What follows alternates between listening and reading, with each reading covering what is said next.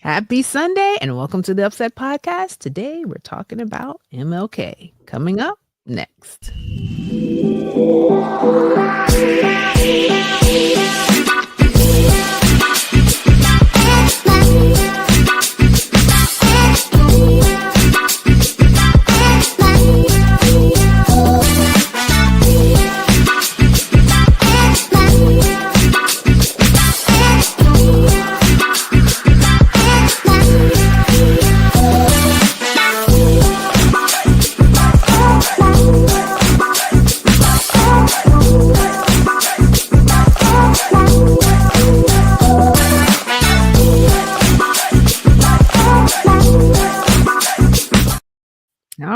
All right. Once again, welcome back to the Upset Podcast.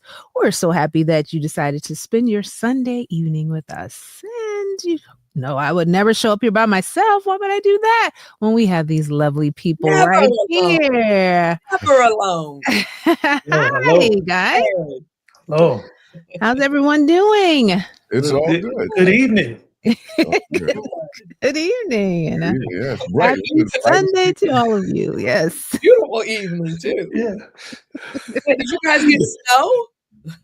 Oh yeah, I think it was a few days ago we got some snow. Yeah, Thursday. It was unexpected though. I wasn't expecting that snow. Usually, I know when it's heard coming. about it. Yeah. Well, they kept saying too, snow for the weekend. That's why. Yeah, you know, Thursday snow was a bit unexpected, but today's snow was anticipated. Oh, Yeah, okay. yeah. So it was a snowy weekend. Interesting. Indeed.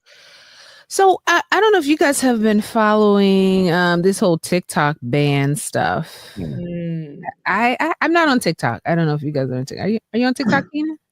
I mean, I have an account, but I haven't been on in a while.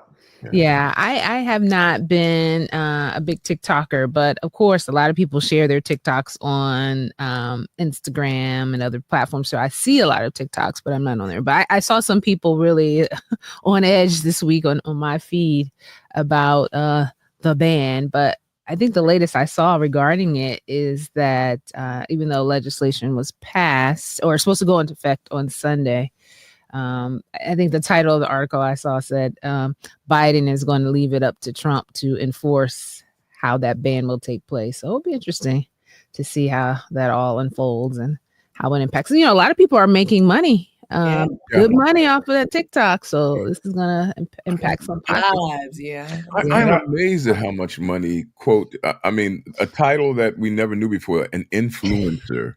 Right. I'm amazed at how much money people make and how, you know, how important image is nowadays, you know, for a college student I mean, at the heart of narcissism is image. And, you know, the image makers, you know, if idolatry was to be considered the making of images, we have more idolaters now than the Bible has ever even imagined. For sure. It's true. Yeah, and I heard that I was looking at another article. It said that Elon Musk, these TikTok were thinking about selling it to Elon Musk. I didn't hear that. Oh, yeah. He's always on the list of possible people to sell things to, I guess. Yeah, I saw a couple of my friends saying, "Hey, let's band together and buy TikTok," but I don't know if that's good. I don't know if they had those kind of coins. 1 million of friends get together. Yeah. So, are you guys ready for my question of the week? Yes. Go right ahead. Okay, so it kind of has something to do with something we talked about in the green room. But all right, so you get a call. It's from your girl, Michelle Obama. That's my girl. She says to you, "I'm really reconsidering going to this inauguration ceremony." Don't go. What would your advice be to her? How would you advise her? I would say she represents well no matter what. Whether you stay home or you go, you're still Michelle Obama. And if you go, you must have a good reason, and we'll be happy to see you no matter what. Okay. I would tell her to go. You would? Yeah, I mean, because she has her place in history, and inauguration is all about, you know, the historical setting and framework of of the presidency, and she has her place in it already. And I see. That makes sense. Going doesn't mean like she supports certain things, but it's like Tally said, I actually have a seat here. Yeah. I belong here regardless of what's going. Yeah, I didn't think about it that way. You're right. I would tell her to follow her conscience. Now, is Hillary going? Yes. Oh, Hillary is going. All right. The only person that we've heard of so far not going is Mrs. Obama and Mrs. Nancy Pelosi. Yeah, I would tell her the same thing. You know, basically, if you feel like you want to go ahead and go. You know. Well, I mean, I guess the question though I'd ask all of you: should she go? Yeah, that's really the underlying question. I don't know if it matters. Like, it's a fair question, right? And so the should is it's up to you. It's really follow your conscience. Yeah, let the Lord lead you. Yeah, that's what you let the Lord. Jesus would say, "Oh, you can stay home. Then you can stay home." Yeah. I think she should go. You think she should go? Yeah, I think she should go, but she should have the right to not go. But I mean, she has a place there, and but a lot of people are looking at it as though she's making a stand. Like I see a lot of people, you know, even using her face and like, if you see this picture, that means I'm not coming. You know how they do that on social media. So it's almost like a lot of people are like, yeah, we agree with you for not going. But I was kind of torn about it. I'm like, I understand what she's doing, but at the same time, what you were saying, Tally, I feel like regardless of how you feel personally about an individual, there's certain things that you just do. I mean, think about spaces where we show up, where we don't always agree with the people in charge or the people who are doing certain things, but because of our role in history, as you say, we show up. So, but I don't think, Tosh, that we've gotten the type of persecution that she and her husband has gotten, you know, and so she is always stating how she hates politics. So, you know, her not wanting to be there. I mean, I understand. Consistent with how I understand. Her husband is going to be there, you know, and when you were speaking on last week, you know, when people were getting in an uproar about, you know, him sitting beside, you know, number 47 for Jimmy Carter's funeral, right? And you know, they were getting along, and I said, you know, that's how you should be, you know, especially cordial publicly. Yeah, very cordial. Even if you that wasn't cordial, that was chummy. But that's Obama. Yeah, that's what I'm about to say. That's how he is. That's my It's almost like I'm not gonna let you phase me, bro. I'm gonna be who I am. I'm not mad at him about it, but I'm just saying, you know, I'm a stickler for words. That wasn't cordial. That was that was too little too. I was waiting for him to dap him up and say, "My dude," you know. 47, word, you know. Yep, in 47, as you said, Marlena, he looked at the pitch. He said he didn't realize how it looked, the optics. He didn't realize that. You don't realize a lot of things. I mean, you know, he doesn't. So look, if he had seen the optics, he'd cut that thing real quick, right? You already know you're under a microscope, and things like that. So yeah, that was interesting. That's interesting. All right, well, we'll see. We'll see tomorrow.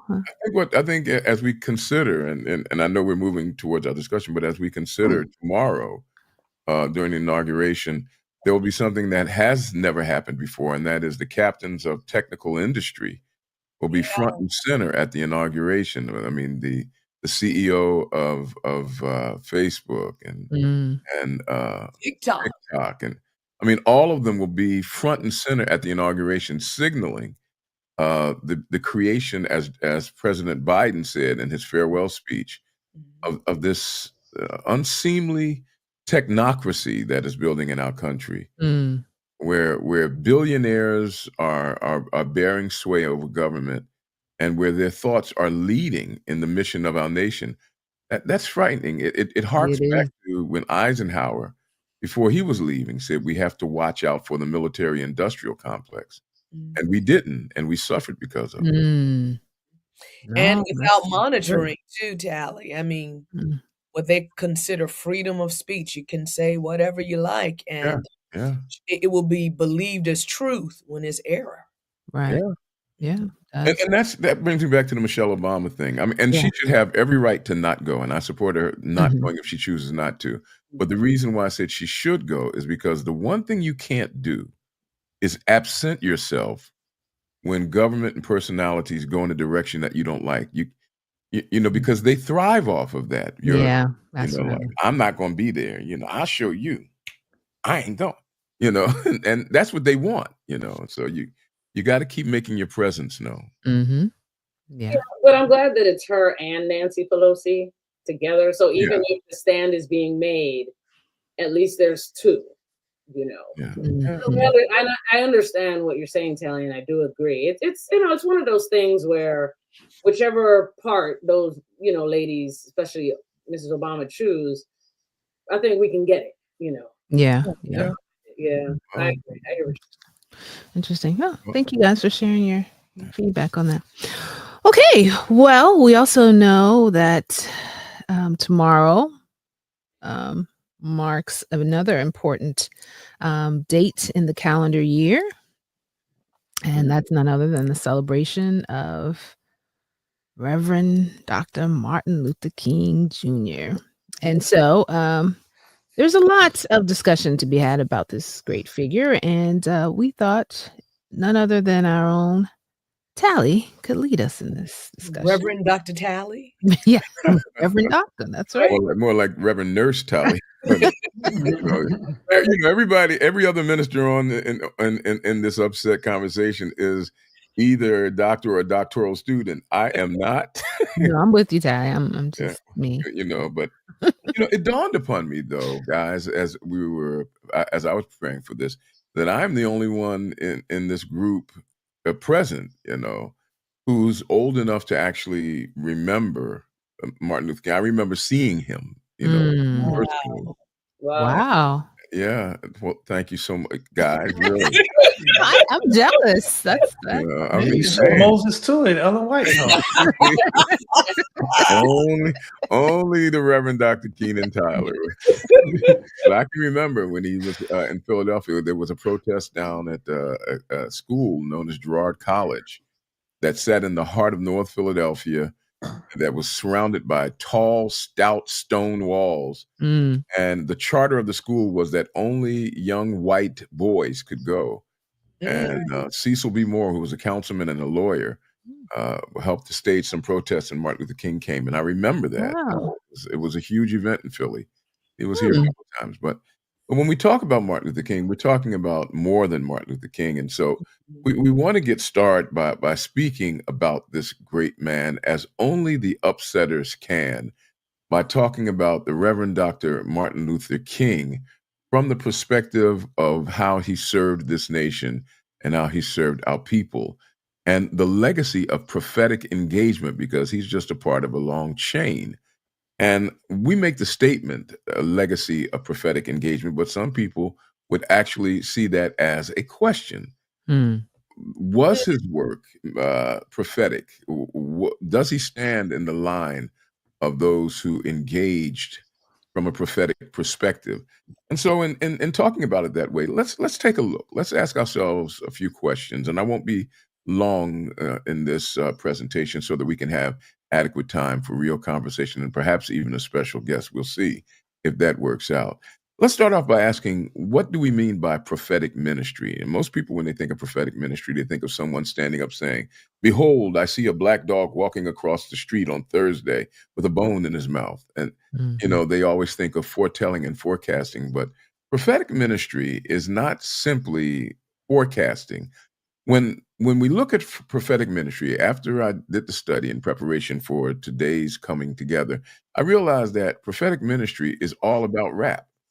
And now my friend Keenan is saying that I'm ready for that, because I can always spit a dope rhyme. Keenan will tell you, and he'll go into his human beatbox and start rapping. But when I talk about rap, I'm using those three letters as an acronym for prophetic ministry. And let me break them down for you so that I can share with you what I've learned, and we can talk about it more. What prophetic ministry is. The first part of prophetic ministry is the R, and that stands for revelation. It all starts with God-inspired revealing. God shares a perspective that allows an individual to see things that other people cannot see. That is the beginning of prophetic ministry. You're seeing something that other people can't see, and it comes to you through a supernatural conveyance. It might be a vision, it might be a dream, it might be some impression, but other people do not see it, and God is revealing it to you for the purposes that God might have. That's the first step of prophetic ministry. The second step is application. What you are seeing has application for some experience that's going on in the life of the people of God or the people that God wishes to confront that will cause them to alter course, to correct their action, or to give them a level of direction that they may not already have. For example, Jonah was told to go to Nineveh. These were not God's people, but that would affect God's people. And he was given a revelation and told to apply it to the people. So you have revelation, and then you have application, which means for those of you, I mean, and I know people literally who think they have the prophetic gift because God tells them what husband to pick or what boyfriend to break up with or what girlfriend to go see. I mean, that's not application. That's just your stuff. I mean, prophetic ministry means that what you are seeing has application for a broader perspective beyond you. And then last but not least, the P stands for proclamation. God reveals something to you that you can apply to other people or circumstances. And now you must find the courage to share what God has revealed, whether you write it, whether you show it, or at times like Jeremiah, you might even act it out. But there's revelation, there is application, and then there is proclamation. These are the things that make for prophetic ministry. Now, in speaking about prophetic ministry, that of course begs the new question, and that is this: if you're engaging in prophetic ministry, does it make you a prophet? Because I mean, that's a vital question to ask and to be answered. And I wasn't equipped to do it from my own experience. I mean, unlike Novella and Marlena and Keenan, I'm not a doctoral student. I'm not that smart. Not like these guys. So I turned to someone who has a level of wisdom and experience that was a bit beyond mine. Dr. C. Anthony Hunt out of Baltimore is the director of a project called Hope for the City, but he's also a seminary professor at 3 different seminaries and holds an endowed chair at one of them. And one of the courses, or one of his titles, is he's the professor of systematic theology for moral and practical theology. And he wrote an article about what makes for a prophet, specifically in the context of Martin Luther King. He wrote this article, and he used several C's, 3 of which I want to introduce to you now, that help us to understand if someone is not only working in prophetic ministry, but they are also a prophet. The first one is this, and this is one that all of us here know, and that is a matter of calling.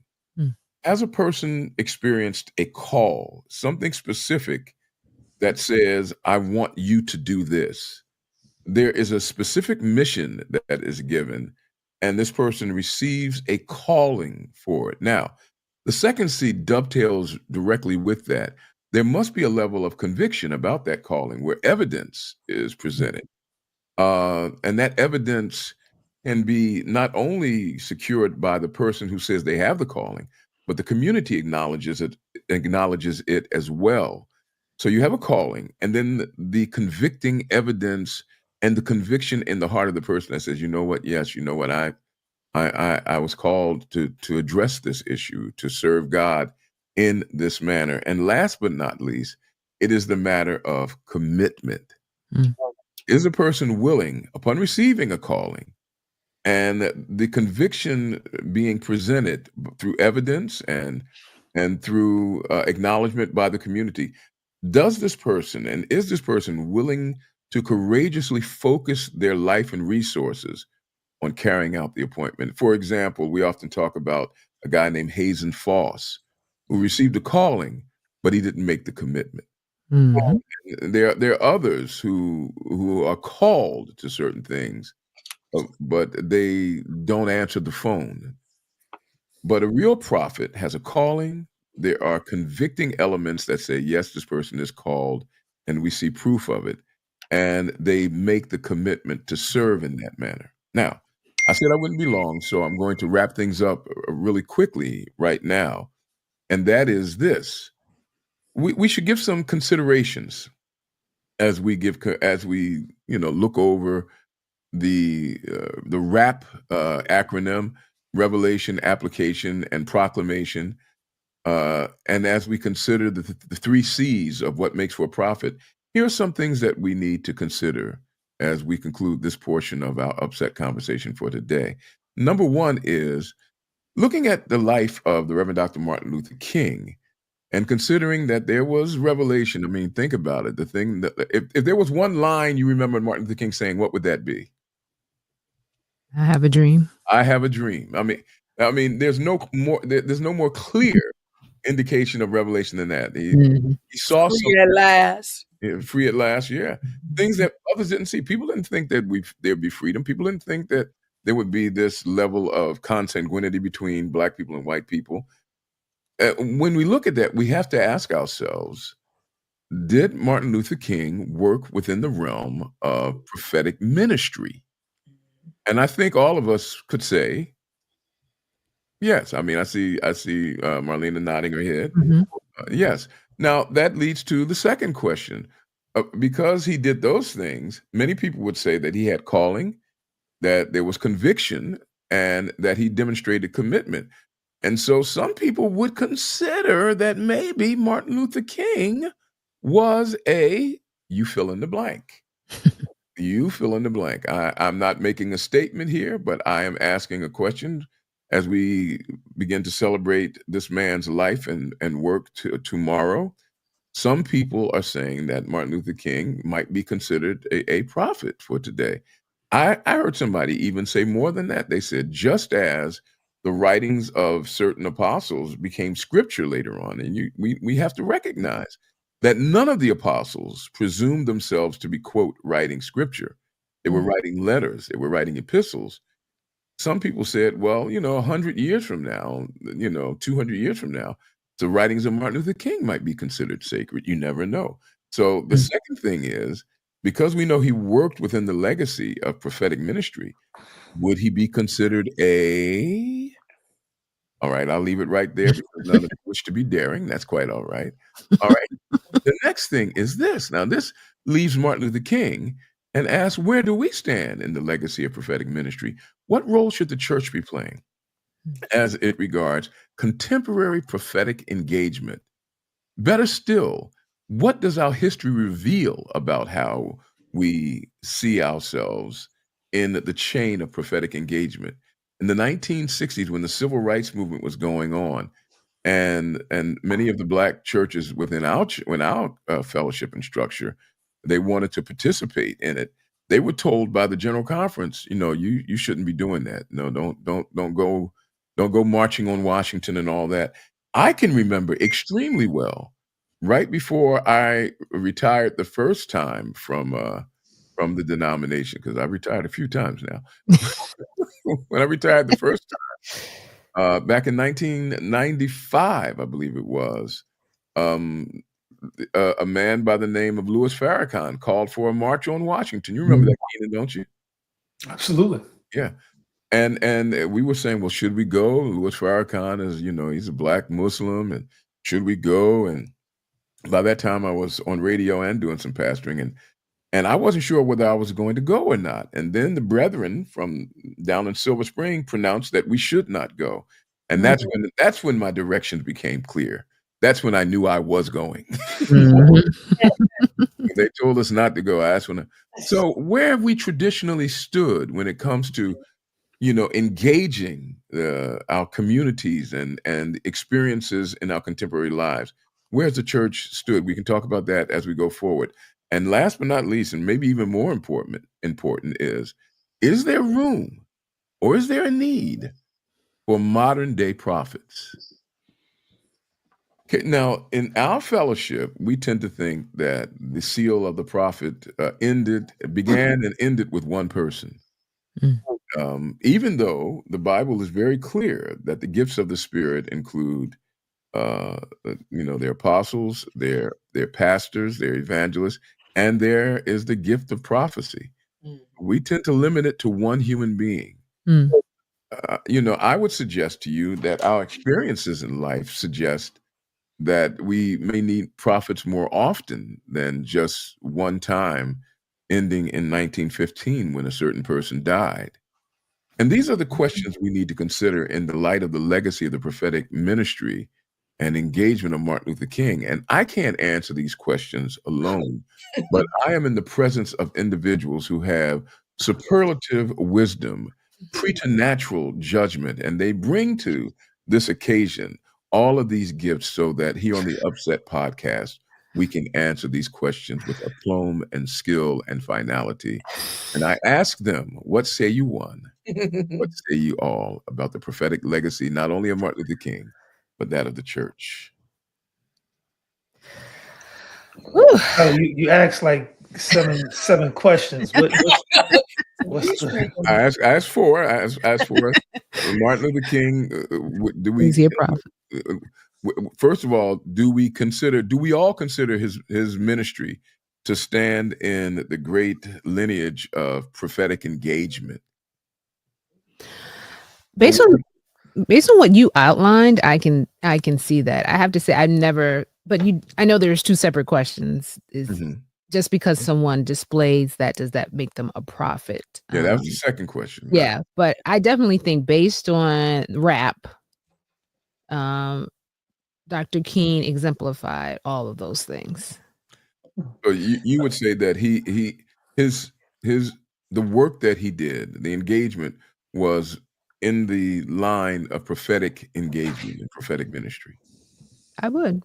Yeah, I mean, because everybody who engages in prophetic ministry is not a prophet. Right. So I didn't say that, but I do think. So that's the first one. And I think he was definitely inspired by God. I don't know.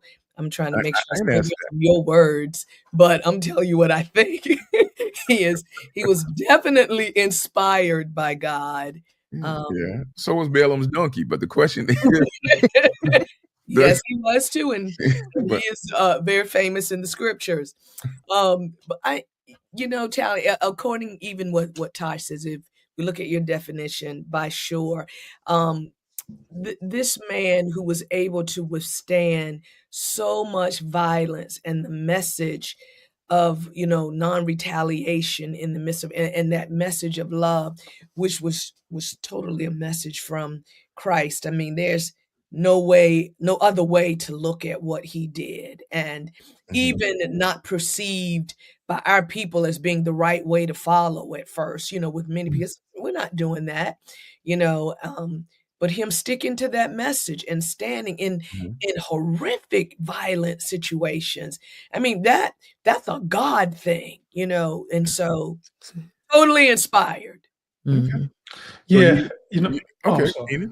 No, I was about to say, I appreciate your definition with the rap, but for me, when it comes to the word prophet, it literally means a mouthpiece of God, So I'm thinking, as you were saying, was Martin Luther King a mouthpiece for God in those times? And I must say, looking at it, I was like, yeah, he definitely was a mouthpiece. God definitely used him, So that's the way I would answer that. So I notice everybody's qualifying it and making sure they don't say certain things, even though they say others. Novella? I agree. Mouthpiece for God. And he did it with a certain kind of courageousness. That whenever you hear the word prophet, it comes with a certain courageousness. Yeah. I don't really hear prophet and it's like they're in the background speaking or, it's soft. No, a prophet usually is on the front line of something. Yeah. Right? And Dr. King was on the front line. And even his words, I might not get there with you, right?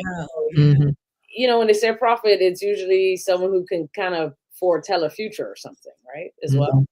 Not always. Only part of the prophetic ministry was foretelling. Okay. Speaking truth to power, call it out. Yeah, you look at Amos, Habakkuk, they called out systems of injustice, systems of oppression. So, and I know you get into this question, but as pastors, that's our job to call out injustice. No matter whom, Democrat, Republican, none of that stuff. You got to call it out. When you see it, you got to call it out. That's our responsibility. Well, I just want to make sure before we go further, though, is that, I have 3 Seventh-day Adventist preachers saying that Martin Luther King was a prophet. I'm hearing that correctly? Wait, Tommy, don't do that. Don't do that. Wait. I would like to know, because you put this presentation together. So what is I would like to hear from you there, because you seen them. You was there. Yeah. You was there. So what is what is your 2 cents? Well, no, what is your opinion? You did the research. Yeah, I did. Yeah, and the research led to the questions that I'm asking my wise and sagacious upset colleagues, Yeah. Now, for sure, I mean, to be honest, for sure, I believe that Martin Luther King worked within the framework of prophetic engagement. And as I said earlier, you can work within that framework of prophetic engagement. I think as pastors, all of us do, one way or another, because we're given perceptions and we're seeing things others don't see. But it's according to how wide the scope of application is. But Martin Luther King, for sure, worked within the framework of prophetic engagement. Was he a prophet? Based upon the application and the definitions that I studied, it would appear that he worked within the office of prophetic ministry as well. It would appear that way to me. Now, some people, like one person said to me, how are you going to say Martin Luther King was a prophet when there's evidence that he was having an affair with a person? I said, you're right. I said, give me a minute. Let me tear David's song. I know, I was going to say, that's definitely not a disqualification. Yeah. And so, yeah. And then there are others like ourselves who think that you can't be a prophet unless you go to church on the right day. So some people would say that, and I don't agree with that, But Tally, it is clear. I don't know who would have been able to endure and stand during that time with the violence that this man was exposed to, and the earth, even in this country at that time, unless they were called to endure that by God. It's evident. I mean, when you see it, because some of us, I don't even know if I could have stood in the peace that he was talking about, when people just violate you, and the sicking the dogs on you and beating you. And I mean, it was horrific. And then this man's message is to the people, let's not retaliate, but let's, counteract it with love. I mean, it was just amazing. And knowing that he was going to die, right? But he had to stand firm until that time. That's amazing. That's why I said that is certainly inspired by God. I don't care what other people. You know what else is something that gets lost in us with the passing of time? With the possible exception of Novella, and you never ask a lady her age, Martin Luther King was younger than all of us when he died. Yeah. I mean, we're talking about a man dying at 39 years of age. And we forget how Jesus. And Novella ain't doing no volunteering right now either. She's right on guessing about my age, Listen, I'm happy. I'm a happy 39-year-old woman. Are you really? I thought you were younger than that. I mean, I remember at the age of 39, I went through a depression because I kept saying, Malcolm X, Martin Luther King were dead at this age, and I haven't done anything. And, I mean, people had to work with me with that thing because you forget how young he was.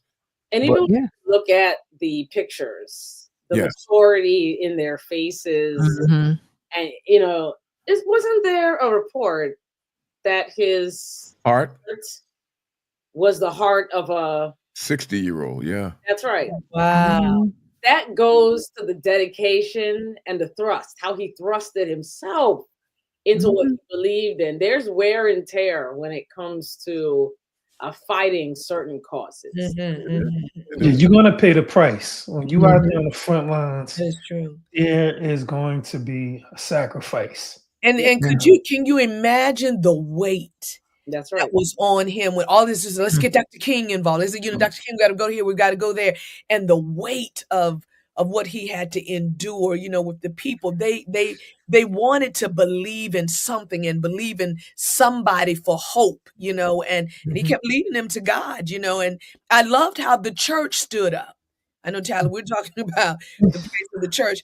I loved how the church stood up. And so people would know, I'm going to go to the church. I'm going to hear somebody who's going to give us hope, right? And he didn't talk about himself, but he talked about, Christ, and handling things God's way and looking for, that great hope, futuristic hope. Yeah. Well, let me push back just a little bit, Marlene. I think because you're right in what you affirm, but I think a lot of times we miss the other part of it, and that is that many of his enemies were from the church, Yes. and they would not. I mean, his letter from a Birmingham jail was written to church folks, and I mean, a lot of folks from the church felt that he was an agitator, that he was self-interested, and it wouldn't be the first time that happened. I mean, Jeremiah's people put him in a pit. I mean, so the church has not always measured up. There was actually a huge split in his fellowship. The Baptist went from being just the National Baptist Convention to being National Baptist Convention and the Progressive Baptist Convention. People like Gardner Taylor sided with Martin Luther King, and others did not want him to be a part of their fellowship anymore. That's how the Progressive Baptist Convention got started. Let me bring that to our fellowship. How have we stood up in connection with the prophetic engagement legacy of a Martin Luther King? How would we grade ourselves as a fellowship? You talking about totality? The Seventh-day Adventist fellowship. Yeah. I mean. Yeah, well, I mean, I think, I try not to make that judgment call because I talk to other pastors and they're doing great things in their community. So I have taken a step back, and looking at pastors individually. So there are some pastors that's doing great things. And they're not putting stuff on social media. They're not blasting it so everybody can know, but they're doing great things. And they are standing up for justice in their community. But as a whole, I think we get a failing grade though. Yeah. I mean, and that's because, Keenan, we have been taught to be silent, right? We've been taught to, say nothing. You don't want to agitate. You don't want to speak, against oppression when we see it. You've got to be quiet about it. And the other point that I was making, Tally, about the voice being at the church, even though there were many people who felt that Dr. King was an agitator and they too wanted just the peace, right? They couldn't receive it. My point was that his message went to the church, the pulpit was, his voice outside of, speaking with, the politicians, but his encouragement was to the people. And you would see, I mean, when he was speaking, be massive number of people who wanted to hear a word from him, even though there were others who were many of them were still around, though they could have left, gone someplace else, and maybe they did, but there were so many others who were listening. And so when we look at it today, and God is asking us to speak up for those who can't speak for themselves, for us who have a mic, God is expecting us to speak, right, and do something. And I think even for myself, there's so much more to do, right? And when it comes to people being oppressed, and that's more than giving out food, even though food and clothing is needed. But when people are hopeless because of the things that they see, I feel that I have an obligation somehow to take a message to the people when church should be the avenue. I think that's a good avenue, but I have to be creative in doing something else. But I feel that as a church, we have a responsibility to God's people to give a message of hope and that, God is with us, and not stand back and be silent because we don't want to agitate. Yeah. And I gotta say this in 2019, before the George Floyd incident, I was preaching against racism. I was preaching against white supremacy. Just calling it out. And I got pushback from a lot of people. Oh, you can't say that. You can't, you're gonna agitate, and you can't say all those things. And then as soon as the George Floyd incident happened, it was like, okay, Pastor, it's okay to say these things. Everybody else is saying it, and I think that's just, and I had to take a step back, and I said, why? I said, okay, because when you reach a certain tax bracket, you don't want to rock the boat. You don't want to talk about certain issues, So it was a plethora of things where I felt people felt uncomfortable having these discussions, talking about justice. But the gospel, justice is the gospel. Like, you can't get away from it. And I just think that we have been conditioned, as you said, Marlena, whitewashed in a sense, not to talk about justice, not to talk about these issues. But I think that we need to re-educate ourselves and get into the mix. Also, we've been told, like, I don't know, like, I've sat in different meetings and you hear people say weird things. We shouldn't be mixing ourselves with these things. We need to just concern ourselves with the coming of the Lord. Jesus is coming soon. We don't need to mix ourselves with these things. And I'm sitting there like, none of what you've said makes sense. Equating the fact that Jesus is coming or coming soon, and however you calculate soon, right? Because soon to the Lord isn't necessarily soon to a human. True. And so to say that because Jesus is coming soon, whatever soon is, right? Oh, we just need to sit down quiet, Yeah, it doesn't make any sense. Well, that's all the more reason to mix, because he is coming soon. Well, you want to give people hope and fix their eyes on Christ in the midst. That's right. I've seen, for example, during the Million Man March, I remember some people saying we should go and we should, take steps to Christ and all of that. And I took umbrage from that. I mean, in other words, the reason we're there is we need an excuse. Yeah, we need an excuse to be there. And we're still that way. I mean, for example, our church take it to the inauguration. Yeah. I'm like, not going. But our church, I don't think our church has said anything about what's going on with Gaza and Israel. I mean, I don't think we've said anything about that at all. I mean, we're very quiet on unfair treatment towards people of disenfranchised sexual orientations. If they get kicked out of their houses or kicked out of a job, we just kind of say, well, we're about the time to get better. Yeah. You just slap that title on there. Say that again? I say you just slap a title on there. Jesus is coming soon. Yeah. I mean, that's how people are. They just want to run to that safety net that if I focus the fact that Jesus is coming soon, he'll fix it. I don't have to worry. Fixes everything. Yeah. So how do we increase our prophetic engagement in the worlds in which we live? Tal, I mean, not to bypass that question, but our conversation is making me think about the other question you had in terms of, do we have modern day prophets? And I think, looking at that acronym RAP and, revelation, I do believe that there are people who receive a revelation. I think what happens is, because of being in rooms like you mentioned, Novella, because of it stops at R and it doesn't go to application. And I think that, I don't know, I feel like there needs to be conversations like this may help some people revisit, the Lord did give me a revelation and I need to do.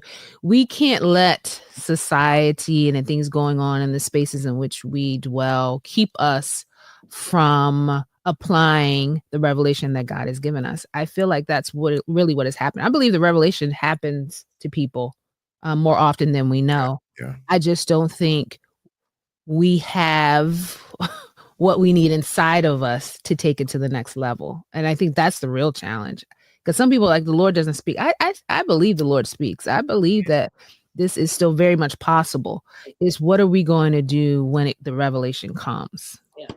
Yeah, and if I could add to that, what you said, Latasha, Jesus said that there will be false prophets. Right. So if there's false, then I mean they got to be real, legit prophets. So good point. And that's what people fear too, that if they have a revelation, well, what if they think this is false? What if I'm going to be put in the category of someone else who's has a false revelation from what we can share, but they're going through with the application and the proclamation. A lot of times people are afraid that they're going to get mixed in with the false side, even when they feel like, but looking at those C's that you gave, Tally, when you have that call in and you have the conviction, you're committed to the revelation regardless of what happens around you. Well, that brings me to the idea of modern day prophets and people working within the framework of prophetic engagement. That brings me to a gentleman who was supposed to be our guest on this program, but I think the travel got caught up with it, and that is the Reverend Dr. Bishop William J. Barber.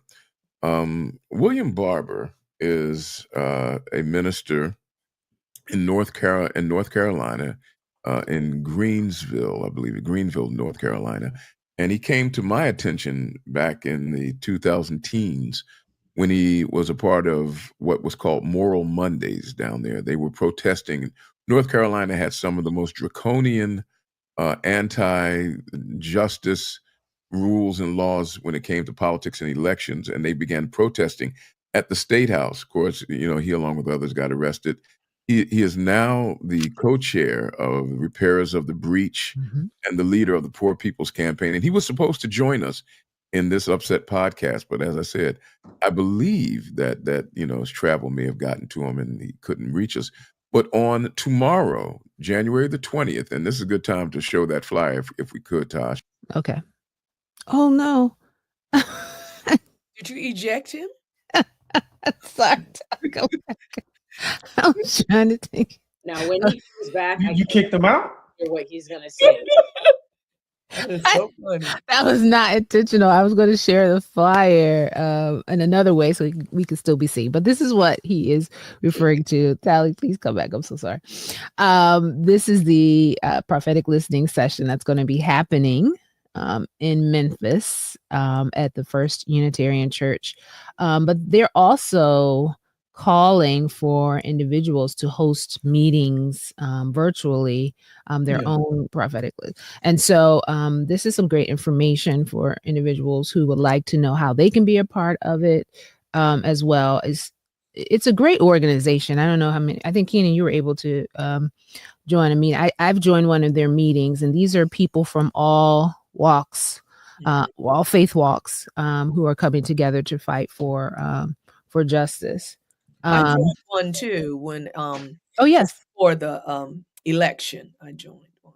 Yeah. So that's a great organization, and these are the types of things that sometimes we as Adventists used to shy away from. We were still told, do some still do. Yeah, and these are the types of things that one of the ways I feel like we can do better in being a seat at the table and sharing those things and seeing what's going on. Because a lot of times the momentum is there with people working together. And when we exclude ourselves from those conversations, we're also excluding ourselves from making an impact on our communities. Yeah, that's so true, Latasha. How can we want to do good in the community, but we can't get involved? We don't have to reinvent the wheel. There's a lot of good things that's going on out there that we could just get involved in. And I think that we have to really re-educate our church. And it's not going to come from the top. It's going to start at the bottom, but it's going to start at the local level.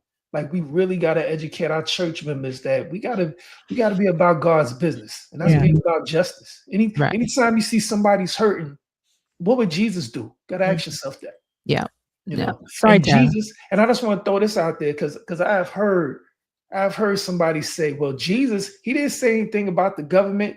He didn't call out the government in Rome. I said, well, who did he call out? One of the biggest corruption was the church. The religious institution.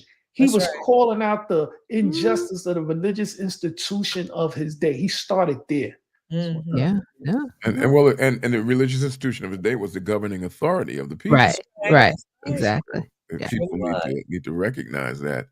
And You know, and they talked to him about Herod, and he called Herod a fox and said, "You go tell him this." And I mean, you have to address power wherever it is, and I'm not sure, you know, before, you know, the topic. So it was either you or the flyer. You had to choose. Yeah. Like, you know, but no, we did share myself cast out in the outer darkness and was gnashing my teeth. But, you know, we speak about Reverend William Barber has been considered to be the heir to the legacy that Martin Luther King once wielded, which is to speak truth to power and to present justice.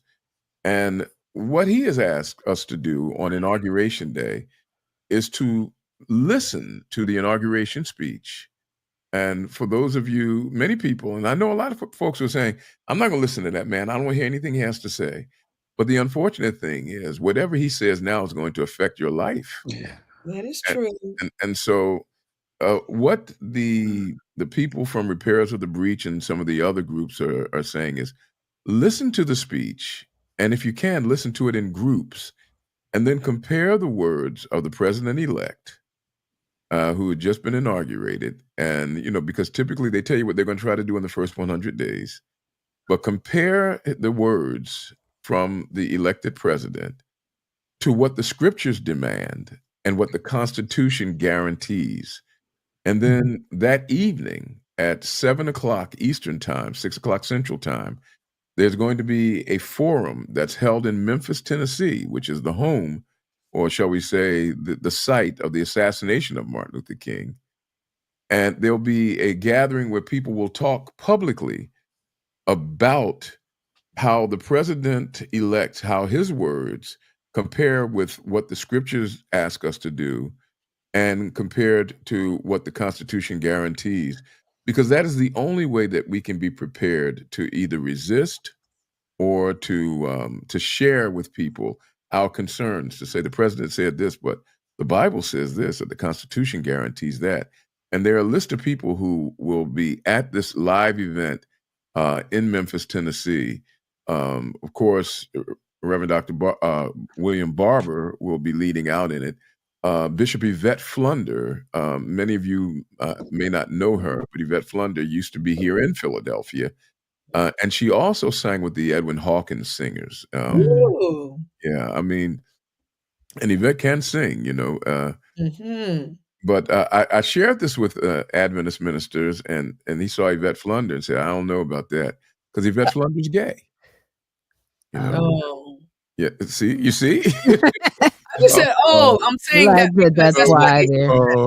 You heard the air come out of the balloon. No. That is not what that represented. I said, because you said that was that's why. Yeah. Wow. Good way to clean it up, Molly. I'm cleaning it.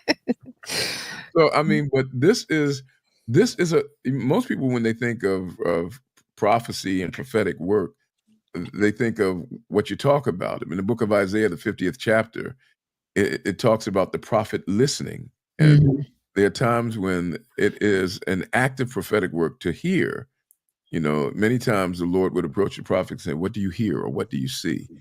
And so on the 20th, instead of absenting ourselves from this inauguration, we need to be more present than we've ever been before, so that we can hold this president accountable to whatever it is he might say.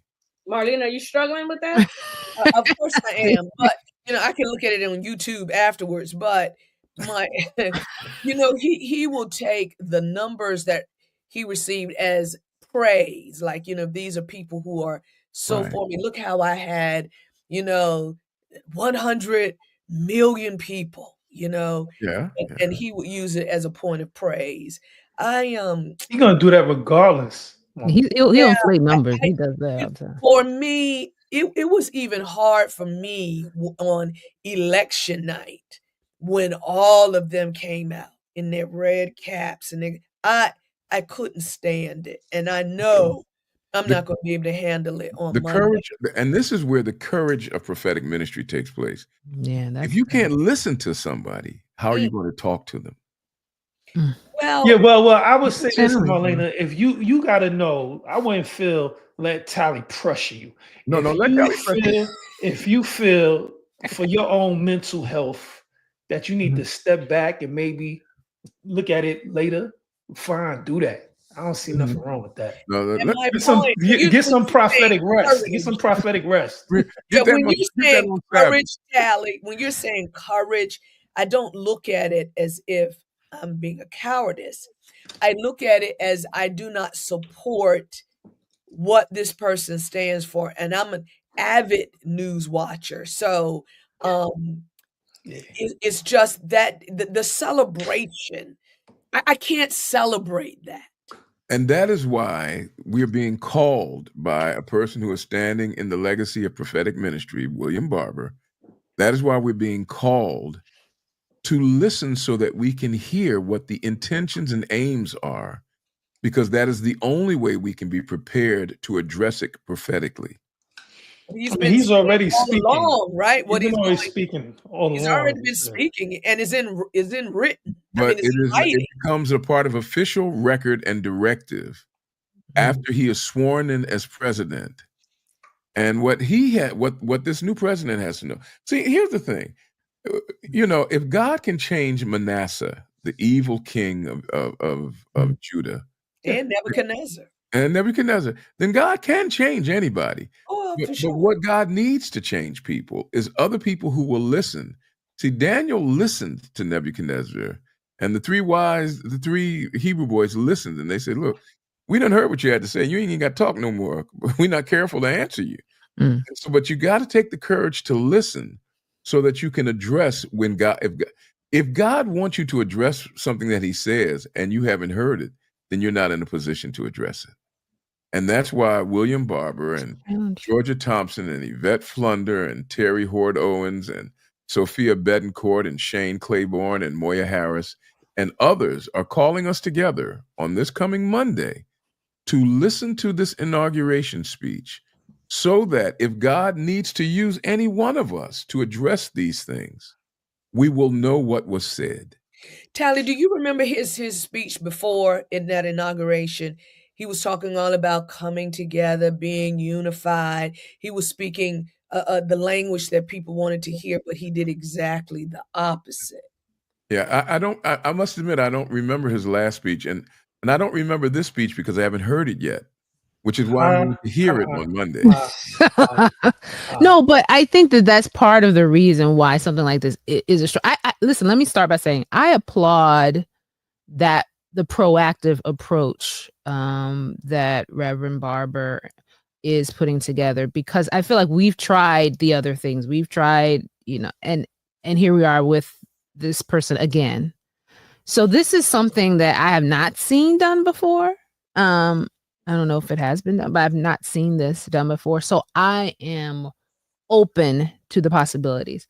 However, I will say I understand the challenge some people have because of the reputation of the speaker to not always, even what he says is not always truth. But as you said, Tally, when you're looking at it from an official documentation of what he said, as opposed to his ramblings on various things, then that can help mobilize action. I'm glad that it just doesn't stop at listening, I guess is what I'm saying, that they're going to listen with the intent of putting into action a plan to, counteract some of the things that may not align with social justice and things of that nature. Then I can get behind it. But Tosh, what possibilities, when you say you have hope for the possibilities, what possibilities? Did she say hope? Well, she says, I look. Well, I don't want to misquote you, but something looked. Yeah, I didn't hear hope. I didn't hear no hope. You're open to the possibilities. I think that's what you said. Yeah, I'm open to the possibility that if through this listening session, there is an action plan that is developed as a result of it that we can get behind, then I can see the value in it. And you can't form an action plan until you've heard what is going to be done. And that's why they're calling us to listen. And not only that, but the policies. That's where the rubber, meets the road. The policy. See what policies, because he could say one thing, but look at what policies is going to come forward. Because that's where it's at right there. We've been down this road before with him. It just seems like he's turned it up a notch or 10, right? And we have a good amount of knowledge already because he's very forthcoming, if you will, with his intents, right? So that's why with the numbers of the voting, I say to myself, the Hispanic population that voted for him in such a heavy number, why would you do that when he didn't hide his intent? Well, And I so, mean, yeah, go ahead. I'm sorry. so I was saying, and so because we know he does not hide his intents, right? He doesn't hide it. Since we know that, there is necessity for us to take time to listen and gather with those who are saying, we need to come together so that we can push back or so that we can formulate this, that, or the third to combat what he's saying, because he's giving us his plan. He says it. It's not like it's a secret. We don't have to go dig around. Yeah, that is true. Let me share with you a scripture, and as I invite everyone to participate in this prophetic listening initiative on this coming Monday. This is from Isaiah chapter 50. And these words are actually forecasting the ministry of Christ. Isaiah 50, verses 4 through verse 6. And listen to these words. The Lord God has given me the tongue of the learned that I should know how to speak. Now we can all get with that. But then it goes on to say, a word in season to him who is weary. He awakens me morning by morning. He awakens my ear to hear as the learned. He awakens my ear to hear as the learned. And then it goes on to talk about, I gave my back to those who struck me and my cheeks to those who plucked out my beard, which of course points to Christ. But notice what it says there. He's given me the tongue of the learned that I should know how to speak, but he awakens me morning by morning. He awakens my ear to hear as the learned. A part of prophetic ministry is to prophetically listen. Mm. And that's what we're being called to at this point. And that is to listen. And then, now that's at the inauguration speech. And then it's at 7 o'clock Eastern time, 6 o'clock Central time. There will be a virtual meeting that will take place actually at the Healing Cathedral Christian Church in Memphis, Tennessee, where ministers from all over the country will be there to talk about what they heard and what they think needs to happen next. And we're all invited to be a part of that as well. Yeah, and I think it's important to note that this is not a case of listening with the intent of maybe being converted or seeing another side, or, because I think some people are thinking if I'm listening, I'm giving him a chance. I think this is more listening, knowing the history of what we already know about this individual with the intent of how can we use what we now know to move forward with some of our efforts. So I kind of just wanted to make that distinction, because how when there's a discord and they're like, let's hear the person out. I don't think that that's what this listening invitation is necessarily about. So I like that.